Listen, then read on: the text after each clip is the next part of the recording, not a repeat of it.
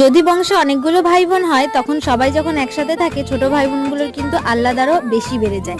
তো আমার ভাই বোনগুলোও কিন্তু ব্যতিক্রম না, আমরা গেলে কিন্তু ওরা আহ্লাদে আটখানা হয়ে যায়। বাজার থেকে সবকিছু নেওয়া হয়ে গেলেই মুদি দোকান থেকে কিছুটা ময়দা নিয়ে দুই বোন আইসক্রিম খেতে খেতে এখন বাড়িতে যাচ্ছি। ভাই আর দুই ভাই কিন্তু পরে এসেছে, সেই জন্য ওরা যখন এসেছে তখন ফুচকা নিয়ে এসেছিল। বাড়ি এসে সবাই মিলে এখন একসঙ্গে ফুচকা খাচ্ছি, আর আমি আজকে ছিলাম ফুচকাওয়ালা। ছোট মামার বিয়ের পর তো সেরকম আর মামা বাড়িতে যাওয়া হয়নি, কিন্তু ছোট মামির সঙ্গে টাইমও স্পেন্ড করা হয়নি, কিন্তু এবার গিয়ে সবার সঙ্গে টাইম স্পেন্ড করেছি।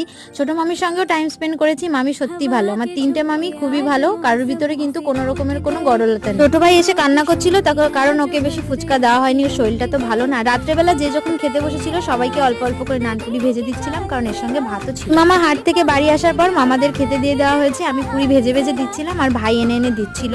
আর ছোট মামার রিভিউটা নেওয়া হয়নি, ছোট মামাই বেসিক্যালি খেতে চেয়েছিল পুরিটা, কারণ সেই সময় আমি আর মা একটুখানি বাইরে ছিলাম। একদিন বানিয়ে খাওয়ালে শেয়ার করবো।